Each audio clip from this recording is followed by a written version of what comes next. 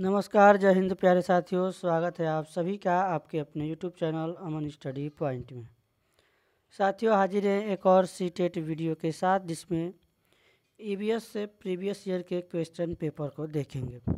तो चलिए शुरू करते हैं वीडियो को और वीडियो में पूरे अंत तक बने रहिएगा। तो साथियों, पहला प्रश्न है आज का आप सभी के स्क्रीन पर। प्रश्न ये है, बच्चों को पर्यावरण अध्ययन सीखने में प्रभावशाली तरीके से जोड़ा जा सकता है। ऑप्शन यहाँ पर दिया गया है वृत्तांत, कहानियाँ। अब यहाँ पर दो जगह व्याख्या दिया गया है, तो प्राथमिक स्तर पर व्याख्या उचित नहीं है, इसलिए हम जो ऑप्शन लगाएंगे जिसमें भी व्याख्या वाला सी और डी दिया गया होगा उसको हम लोग आंसर नहीं लगाएंगे। तो आंसर हमारा कौन सा जाएगा? वृत्तांत, कहानियाँ, ए और बी। ए और बी ऑप्शन नंबर 4 में है, 4 के साथ आंसर लगाएंगे। चलेंगे अब अगले प्रश्न की ओर, देखेंगे अगले प्रश्न को।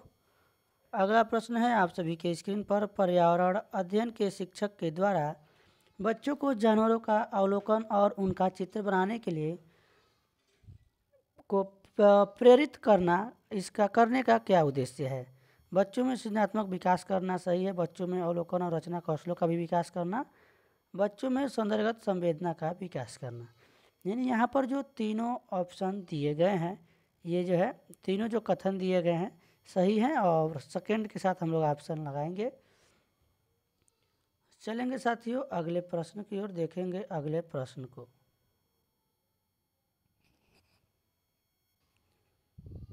साथियों अगला प्रश्न ये है,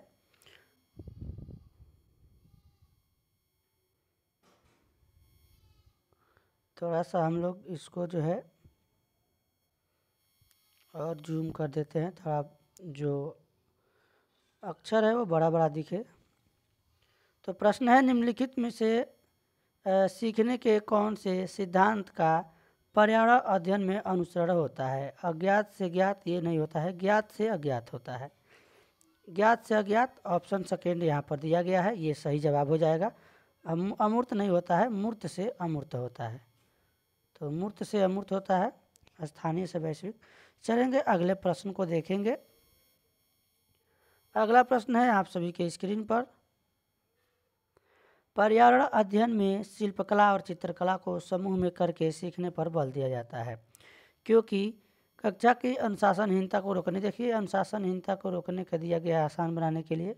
ये वाला तो ऑप्शन नहीं होगा, ए वाला जिसमें भी हमारा होगा वो ऑप्शन नहीं होगा। इतना तो क्लियर हो गया। तो बाकी देख लें। समूह में सीखना सहपाठी द्वारा सीखने को प्रोत्साहित करता है, सही है, सकारात्मक भी है। समूह में सीखना कक्षा में सामाजिक अंतःक्रिया को बेहतर करता है, ये भी सही है। ये पाठ्यक्रम को पूरा करने की बात की गई है। बी और सी वाला ऑप्शन हमारा फर्स्ट जो है ऑप्शन सही जवाब होगा। चलेंगे अगले प्रश्न की ओर। अगला प्रश्न ये है, निम्नलिखित में से क्या पर्यावरण अध्ययन को सीखने का सबसे प्रभावशाली साधन है? परिवार के सदस्य, समुदाय के सदस्य, समाचार पत्र कक्षा, A B C. Option first इसका सही जवाब होगा, यानी कि ये तीनों जो है सही है। चलेंगे अगले प्रश्न की ओर। एक कक्षा 5 की शिक्षक एक क्रियाकलाप का संचालन करती है जिसमें वह कक्षा के बच्चों से फर्श पर चीनी के कुछ दाने डालने को कहती है और उसको चींटियों के आने का इंतजार करने को कहती है। बच्चों को इस क्रियाकलाप से अर्थपूर्ण सीखने को मिल सकता है यदि शिक्षक बच्चों को क्रियाकलाप का अवलोकन, अनुभव साझा, ये माझा नहीं है, साझा और उस पर चर्चा करने को प्रेरित करती है। अब इसमें ऑप्शन जो दिए गए हैं, बच्चों की क्रियाकलाप संबंधित प्रश्नों घर से करने को प्रेरित करती है, बच्चों को क्रियाकलाप का अवलोकन करने को प्रेरित करती है, या फिर बच्चों को अपने अनुभव साझा करने को प्रेरित करती है। तो साथियों यहाँ पर जो सबसे सटीक जवाब होगा हमारा ऑप्शन नंबर फर्स्ट वाला ऑप्शन इसका सही जवाब हो जाएगा। अगला प्रश्न है साथियों, निम्नलिखित में से कौन सा पर्यावरण अध्ययन में सीखने का रचनात्मक है, यहाँ पर आकलन का साधन नहीं है? वर्णन, अभिलेख, वार्षिक उपलब्धि परीक्षण, पोर्टफोलियो, क्रम निर्माण, मापनी। अब यहाँ पर जो प्रश्न पूछा गया है देखेंगे, वर्णन, अभिलेख, ये तो पोर्टफोलियो भी सही है। यहाँ पर सेकेंड वाला हमारा ऑप्शन सही जवाब हो जाएगा। वार्षिक उपलब्धि परीक्षण ये जो है साधन नहीं है। अगला प्रश्न है, निम्नलिखित में से किसको पर्यावरण अध्ययन में बच्चों के आकलन में, अब यहाँ पर थोड़ा सा मिस्टेक है, निम्नलिखित में से किसको पर्यावरण अध्ययन में बच्चों को आकलन में,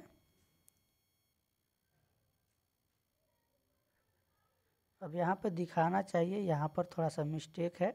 चलिए देखते हैं, आकलन के इस प्रश्न को हम लोग स्किप कर देते हैं। ऑप्शन देख लेते हैं। आकलन के संकेतों का उपयोग, संकेतकों का उपयोग, बच्चों के सीखने के गुणात्मक आकलन, बच्चों के उत्तरों को सही या गलत में आंकना, ये तो नहीं होगा।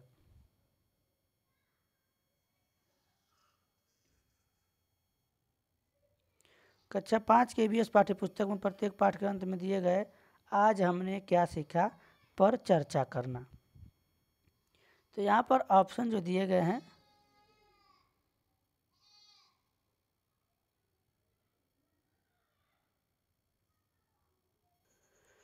तो साथियों देखते हैं अगले प्रश्न को। जब यहाँ पर हम प्रश्न ही नहीं समझेंगे तो आंसर हम नहीं दे पाएंगे, क्योंकि प्रश्न के अनुसार ही प्रश्न को समझने के बाद ही हम लोग सही आंसर लगा सकते हैं।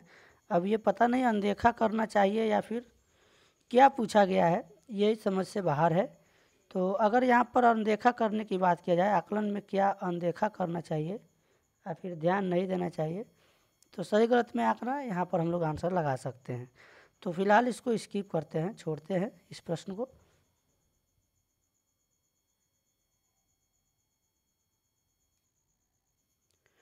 तो साथियों अगला प्रश्न है आप सभी के स्क्रीन पर। नीचे दिए गए पक्षियों में कौन सी प्रजाति झटके से अपनी गर्दन आगे पीछे करती है? तो ये जो है इसमें आपका ऑप्शन सेकेंड सही जवाब हो जाएगा, मैना। और ये प्रश्न जो है बहुत लोग कंफ्यूज होकर उल्लू भी लगाए, इसका आंसर लगाए होंगे परीक्षा में, एग्जाम में, जो कि पेपर हुआ था। अगला प्रश्न देखेंगे, नीचे दी गई सूची पर विचार कीजिए। कछुआ, घड़ियाल, कौवा, बत्तख, मछली, इन सूची में निम्न में से कौन सा दूसरों से भिन्न है? अब यहाँ पे देखिए, कछुआ है, घड़ियाल है, कौवा है, बत्तख है, मछली है। मछली, बत्तख, घड़ियाल, कछुआ सभी कहाँ पाए जाते हैं? जल में पाए जाते हैं, यानी कि पानी में रहते हैं, जलचर हैं। जबकि यहाँ पर एक कौवा जो है पक्षी है, और इन सबसे क्या है, अलग है, पेड़ पे घोंसला बनाकर रहता है या फिर आसमान में उड़ता है। तो किसके साथ? फोर्थ वाले ऑप्शन के साथ हम लोग आंसर लगाएंगे। चलेंगे अगले प्रश्न की ओर। अगला प्रश्न दिया गया है, ये है कॉलम, और इसको करना है मिलान, यानी ये मिलाना है भोजन पकवान से संबंधित, भोजन से संबंधित शहर और राज्य दिया गया है, और वहाँ पर अत्यधिक पसंद करने वाला भोजन दिया गया है। तो इसको जो है मिलाना है कॉलम 1 को कॉलम 2 से, उसके अनुसार हमें आंसर बताना है। तो केरल में जो है मछली वाला हो जाएगा, और हांगकांग में जो है टाइपिकोवा भी दिया गया है। देखिए यहाँ पर गोवा है, ये गोवा लिख दिया गया है, तो यहाँ पे गोवा इस प्रकार से लिखा जाएगा, गोवा।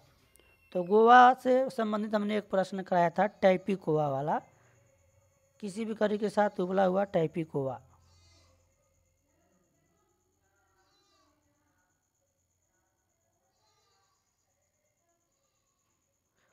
नारियल के तेल में बनी समुंदर की मछली, हांगकांग। सरसों के तेल में बनी मछली, छोले भटूरे भी यहाँ पर दिया गया है। अब इसमें देखेंगे 5 ऑप्शन है, यहाँ पर A, B, C और D 4 ही हैं, और यहाँ पे कॉलम सेकेंड में 5 ऑप्शन दिया गया है। पकाया हुआ सांप, ये हांगकांग का है, तो A वाला 5th के साथ जाएगा, और जो B वाला केरल है वो फर्स्ट के साथ जाएगा। टाइपिकोवा, किसी भी करी के साथ उबला हुआ टाइपिकोवा, टाइपिओका दिया गया है ये। और इसके बाद से जो कश्मीर वाला दिया गया है, जम्मू कश्मीर में सरसों के तेल में बनी मछली, और जो गोवा आपका बच रहा है, गोवा हो जाएगा थर्ड के साथ, नारियल के तेल में बनी समुंदर की मछली। तो यहाँ पर जो हमारा आंसर जाएगा साथियों ऑप्शन नंबर 4 के साथ आंसर लगाएंगे।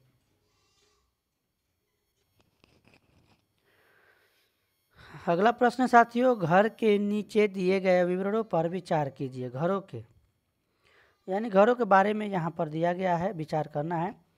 राजस्थान में गांव के लोग मिट्टी के घरों जिनकी छतें कटीली झाड़ियों की होती है में रहते हैं। मनाली हिमाचल प्रदेश में बांस के खंभों पर बनाए जाते हैं। लेह में पत्थर के 2 मंजिले घर बनाए जाते हैं। नीचे की मंजिल पर ज़रूरतों के सामान और जानवरों को रखते हैं। अब इसके हिसाब से बताना है इनमें से कौन से कथन सही हैं।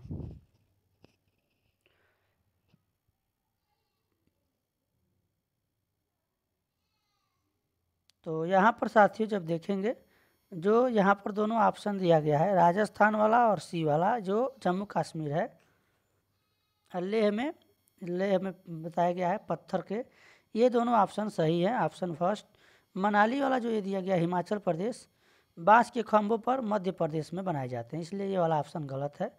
ये मध्य प्रदेश में बनाए जाते हैं बांस के खंभों पर। तो सही आंसर जाएगा ऑप्शन फर्स्ट के साथ। चलेंगे अगले प्रश्न की ओर। हाथियों के विषय में दिए गए कथनों पर विचार करना है। हाथी बहुत कम आराम करते हैं, यह एक दिन में केवल 2 से 4 घंटे ही सोते हैं। ये तो सही है। अब यहाँ देखेंगे, एक बड़ा हाथी एक दिन में 200 किलोग्राम से अधिक पत्तियों की झाड़ियाँ खा लेता है। 200 किलोग्राम नहीं, लगभग 100 किलोग्राम। तो ये वाला तो ऑप्शन नहीं होगा। और यहाँ पर है, इन्हें पानी और कीचड़ में खेलना बहुत भाता है। ये तो सही है। और इनके शरीर को ठंडक मिलता है, पानी में लोग नहाते हैं। किसी हाथियों के झुंड में सबसे बुजुर्ग हथनी ही उसकी क्या होती है, सभी फैसले लेती है। यानी कि ए, सी और डी वाला ऑप्शन हमारा सही है। ए, सी, डी जहाँ भी होगा उसको लगाएंगे। इसमें सी नहीं है, इसमें है बी वाला, तो ऑप्शन होगा ही नहीं, इसमें भी बी है। ए, सी, डी या सी, डी है ऑप्शन, इसको थोड़ा उल्टा दे दिया गया है। ऑप्शन फर्स्ट इसका सही जवाब होगा। अगला प्रश्न है, नीचे दिया गया कौन सा एक समूह जड़ों का है। शकरकंद, मूली, हल्दी, गाजर, चुकंदर, मूली, चुकंदर, आलू। अब देखिए यहाँ पर आलू की बात करें तो ये नहीं होगा, जड़ नहीं है। क्यों जड़ नहीं है, ये तना होता है। अब इसमें हल्दी है, अदरक है, इसमें मूली है, शकरकंद है, तो ये भी तना होता है, ये भी नहीं होगा। गाजर, चुकंदर और मूली, गाजर भी जड़ होता है, चुकंदर भी होता है और मूली भी होता है। यानी ऑप्शन सेकेंड यहाँ पर सही जवाब होगा। अगला प्रश्न है, रेगिस्तानी ओक नाम का एक पेड़ जो पाया जाता है। तो जो ओक वृक्ष है साथियों, यह ऑस्ट्रेलिया में पाया जाता है। ऑप्शन फोर्थ इसका सही जवाब है।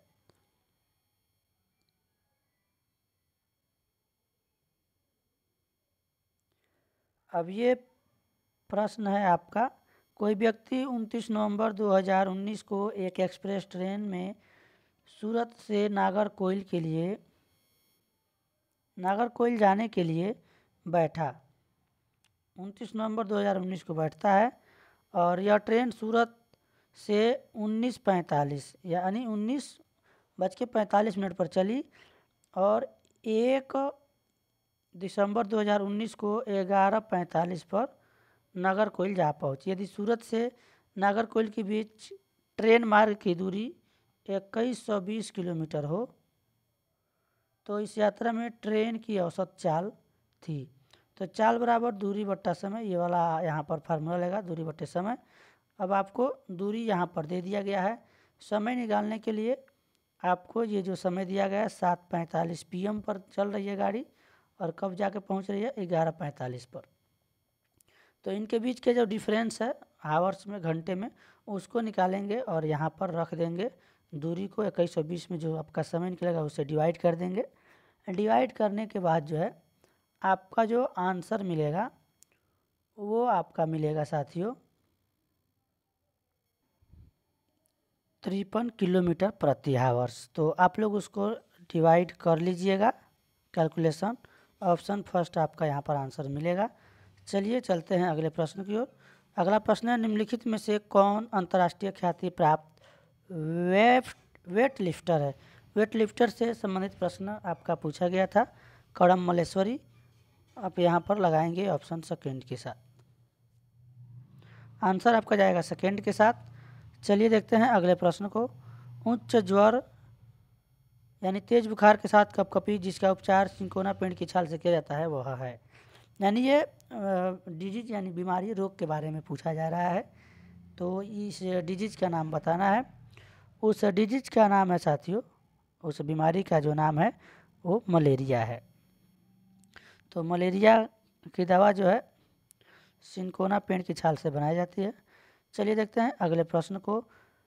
निपेंथिस वह पौधा है जो शिकार करता है के विषय में नीचे दिए गए कथनों पर विचार करिए। थोड़ा सा स्क्रीन को हम लोग छोटा करेंगे ताकि हमारा पूरा ऑप्शन दिख सके। अब यहाँ पर दिया गया यह पौधा ऑस्ट्रेलिया, इंडोनेशिया और भारत के मेघालय में पाया जाता है। मेघालय में पाया जाता है, सही है। और इसका आकार घड़े के जैसा होता है और इसका मुंह एक पत्ती से ढका होता है, ये भी सही है। यह केवल छोटे कीड़े मकोड़ों को फंसाकर उनका शिकार करता है। यह छोटे कीड़े मकोड़ों को खींचने के लिए मोहक आवाज़ निकालता है जो इसमें फंस जाते हैं और बाहर नहीं निकलते।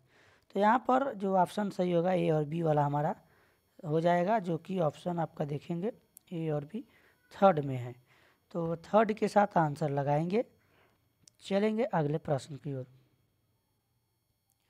अगला प्रश्न ये है, भारत की आज़ादी से पहले महात्मा गांधी जिस दांडी के समुद्र तट तक अपनी प्रसिद्ध यात्रा की थी वह भारत के नीचे दिए गए किस राज्य में स्थित है? राज्य पूछा गया है, राज्य बताना है। गुजरात में है, ऑप्शन सेकेंड इसका सही जवाब है। तो गुजरात के साथ आंसर लगाएंगे। चलेंगे अगले प्रश्न की ओर।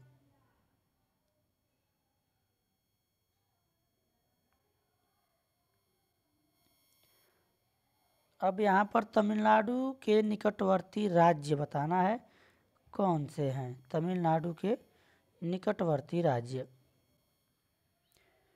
तो यहाँ पर साथियों सही जवाब हो जाएगा आपका आंध्र प्रदेश, केरल, कर्नाटक।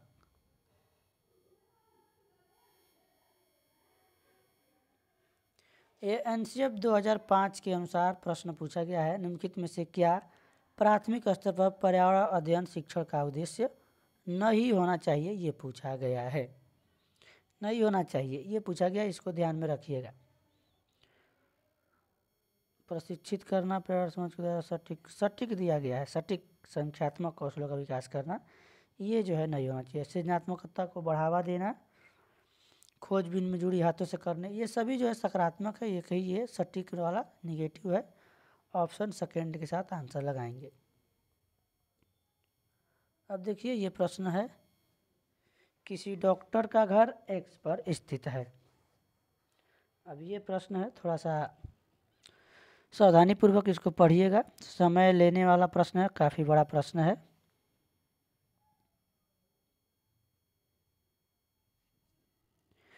कह रहा है कि एक्स पर स्थित है घर किसी डॉक्टर का, उसका अस्पताल वाई पर स्थित है और डॉक्टर के घर से अस्पताल जाने के लिए कोई सीधी सड़क नहीं है, अतः डॉक्टर पहले ए पर जाते हैं जो एक्स के ठीक पूर्व में 600 मीटर दूरी पर स्थित है। तो फिलहाल हम लोग यहाँ पर वाई को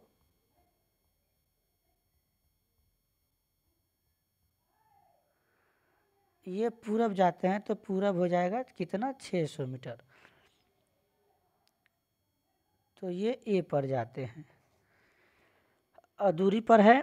फिर वह बी पर जाते हैं जो ए के ठीक दक्षिण में 450 मीटर दूरी पर है। अब नीचे जाते हैं यानी नीचे दक्षिण होता है, बी पर जाते हैं कितना 450 मीटर। उसके बाद प्रश्न ये कह रहा है वह फिर सी पर जाते हैं जो बी के ठीक पश्चिम 120 मीटर पे है। अब बी के पश्चिम ठीक 120 मीटर, यहाँ पर दूरी से कोई मतलब नहीं है, फिर भी हम लिख रहे हैं 120 पश्चिम जाते हैं सी पर। उसके बाद से कह रहा है कि 120 मीटर दूरी पर अंत में वह वाई पर अस्पताल पहुंचते हैं जो सी के ठीक उत्तर में, सी के ठीक उत्तर में कहाँ ऊपर जा रहे हैं, 90 मीटर पे हैं। कितना पर?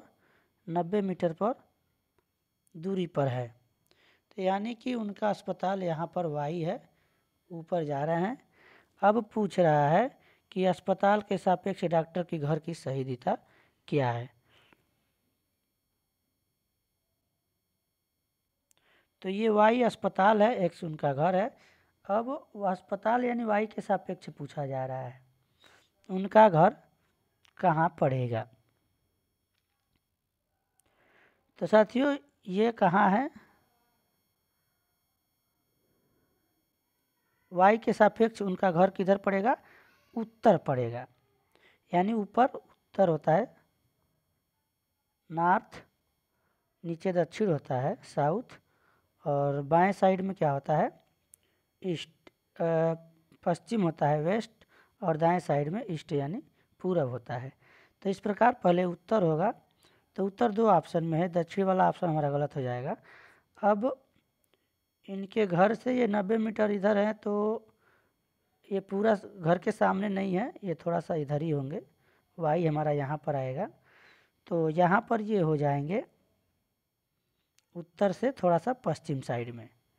तो ये पश्चिम साइड में वाई है, जो कि ऑप्शन 4 में है। 4 के साथ हम लोग आंसर लगा देंगे। चलेंगे अगले प्रश्न की ओर, इसको समझिएगा एक बार।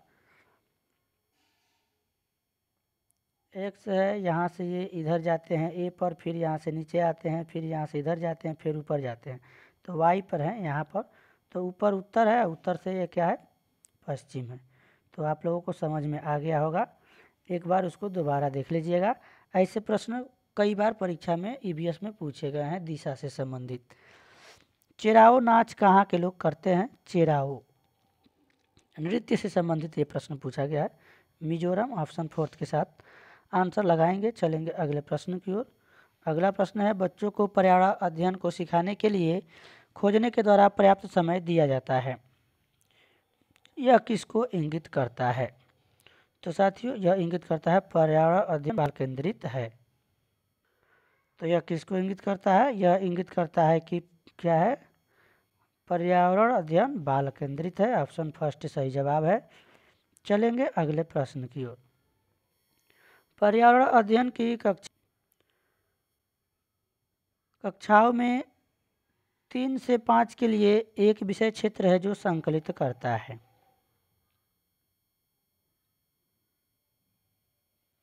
विज्ञान और सामाजिक विज्ञान की अवधारणाओं और मुद्दों को, पर्यावरण शिक्षा और विज्ञान की अवधारणाओं और मुद्दों को, विज्ञान की अवधारणाओं और मुद्दों को, या फिर पर्यावरण शिक्षा सामाजिक अध्ययन और विज्ञान की अवधारणाओं के मुद्दों को। यहाँ पर ऑप्शन 4 वाला इसका सही जवाब होगा। चलिए देखते हैं अगले प्रश्न को। यहाँ पर ये प्रश्न दिया गया है, तीसरा ऑप्शन आपका यहाँ से है, यहाँ पे ध्यान दीजिएगा। निम्नलिखित में से क्या पर्यावरण अध्ययन के संदर्भ में सही है।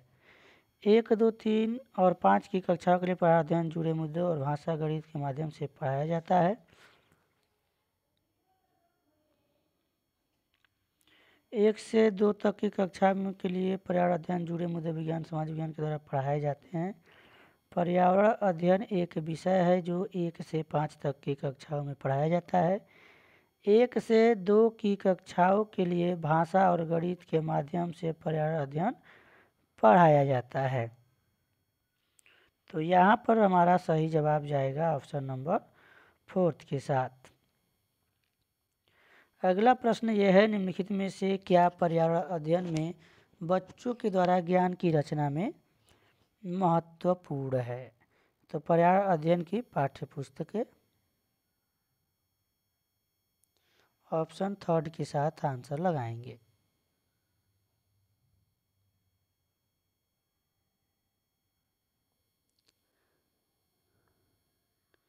इसमें ध्यान देंगे, बच्चों का सक्रिय भाग लेना, अब इसमें ये सकारात्मक है। पाठ्य समुदाय के बच्चों के समुदाय के सदस्य, ये भी सकारात्मक है।